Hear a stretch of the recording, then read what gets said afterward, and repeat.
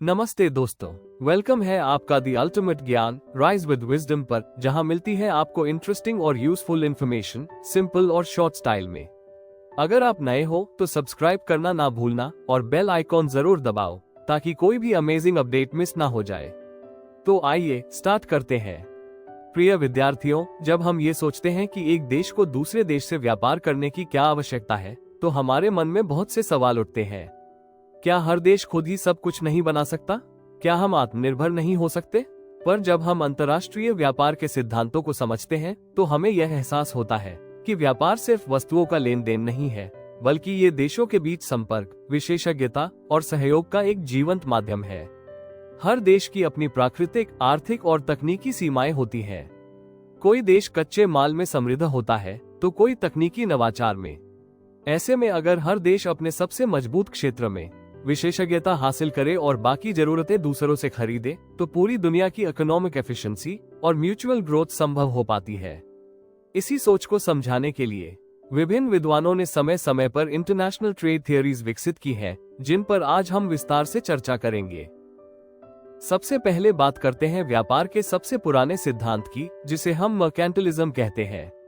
ये सिद्धांत 16वीं सदी में सामने आया था, जब देशों की समृद्धि इस बात से मापी जाती थी कि उनके पास कितना सोना चांदी जमा है। इस सोच के अनुसार किसी भी देश को अपने एक्सपोर्ट्स को बढ़ाना चाहिए और इंपोर्ट्स को कम करना चाहिए, जिससे देश में धन का प्रवाह केवल भीतर की ओर हो। इसे आज के युग में नियो मर्केंटिलिज्म के रूप में देखा जाता है, जहां सरकारें व्यापारिक नीति को केवल आर्थिक नहीं बल्कि राजनीतिक और सामाजिक उद्देश्यों के लिए भी इस्तेमाल करती है। इसके बाद आता है एब्सोल्यूट एडवांटेज का सिद्धांत, जिसे महान अर्थशास्त्री एडम स्मिथ ने प्रस्तुत किया। उन्होंने कहा कि अगर कोई देश किसी विशेष वस्तु का उत्पादन बाकी सभी देशों से अधिक कुशलता और कम लागत में कर सकता है, तो उसे वही वस्तु बनानी चाहिए और बाकियों को वो वस्तु इंपोर्ट करनी चाहिए। उदाहरण के लिए, यदि भारत कपास का उत्पादन बहुत अच्छे स्तर पर करता है और इंग्लैंड मशीनों के निर्माण में अधिक दक्ष है, तो दोनों देशों को एक दूसरे से व्यापार करना चाहिए। भारत को मशीनें इंग्लैंड से लेनी चाहिए और इंग्लैंड को कपास भारत से। परंतु व्यापार का सबसे क्रांतिकारी सिद्धांत रहा है कंपैरेटिव एडवांटेज, जिसे डेविड रिकार्डो ने प्रस्तुत किया। ये सिद्धांत यह समझाता है कि अगर कोई देश हर क्षेत्र में दक्ष हो, तब भी वो व्यापार करके लाभ कमा सकता है, बशर्ते वो उन वस्तुओं का उत्पादन करे जिनकी अपॉर्चुनिटी कॉस्ट उसके लिए सबसे कम हो। इसका अर्थ है कि एक देश को ये देखना चाहिए कि कौन सी वस्तु बनाने में उसे सबसे कम दूसरे विकल्पों का त्याग करना पड़ेगा। इससे दोनों देशों को आपसी व्यापार में लाभ होगा और ग्लोबल रिसोर्स यूटिलाइजेशन बेहतर होगा।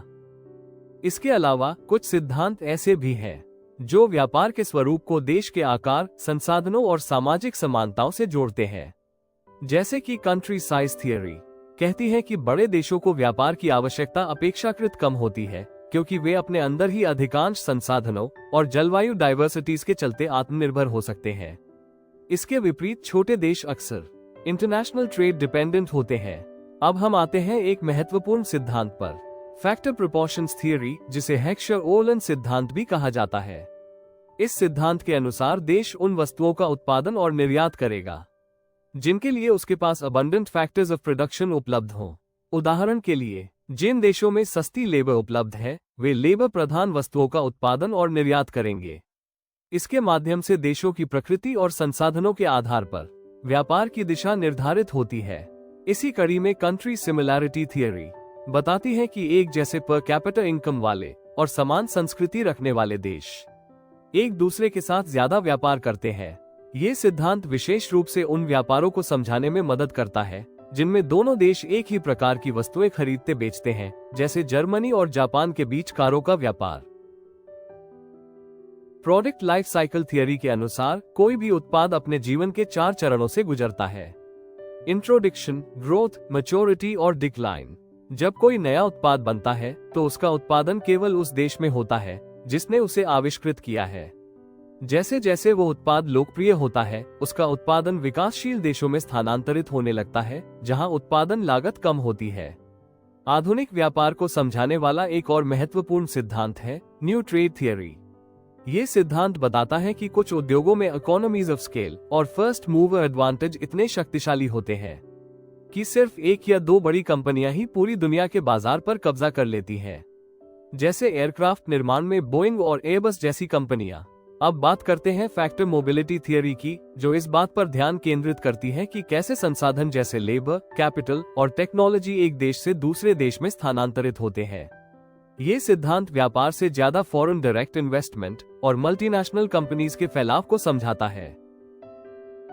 और अंत में हम चर्चा करते हैं माइकल पोर्टर के डायमंड मॉडल की, जो बताता है कि कोई देश किसी विशेष उद्योग में ग्लोबली कम्पिटिटिव कैसे बनता है।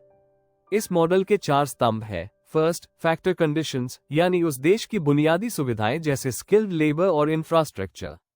सेकंड, डिमांड कंडीशंस, यानी घरेलू ग्राहकों की जटिल और उच्च स्तरीय मांगें।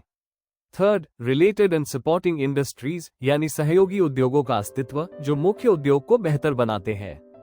Fourth, firm strategy, structure and rivalry, यानी कंपटीशन के कारण कंपनियों की गुणवत्ता और रणनीति बेहतर होती है। उदाहरण के लिए, जर्मनी का ऑटोमोबाइल उद्योग विश्व में अग्रणी है क्योंकि वहां इंजीनियरिंग उत्कृष्ट है, ग्राहकों की मांगें उच्च स्तर की है, सप्लायर्स बेहतरीन है और घरेलू स्तर पर कंपटीशन इतनी तेज है कि कंपनियां निरंतर नवाचार करती है। प्रिय छात्रों, ये सभी सिद्धांत हमें ये सिखाते हैं कि व्यापार कोई साधारण प्रक्रिया नहीं है, बल्कि यह ग्लोबल आइडेंटिटी, संसाधनों के बुद्धिमत्तापूर्ण प्रयोग और समृद्धि का मार्ग है। अगर देश इन सिद्धांतों को समझकर अपने निर्णय लें, तो पूरी दुनिया एक दूसरे के सहयोग से एक बेहतर, संतुलित और समृद्ध भविष्य की ओर बढ़ सकती है। Thank you. अगर वीडियो पसंद आया हो तो एक लाइक जरूर कर देना और कमेंट में बताओ आपका क्या थॉट है। चैनल को सब्सक्राइब करो और शेयर करो अपने दोस्तों के साथ। नॉलेज बढ़ाओ फन के साथ। मिलते हैं नेक्स्ट वीडियो में, तब तक के लिए stay curious and keep learning and follow the ultimate ज्ञान। Rise with wisdom.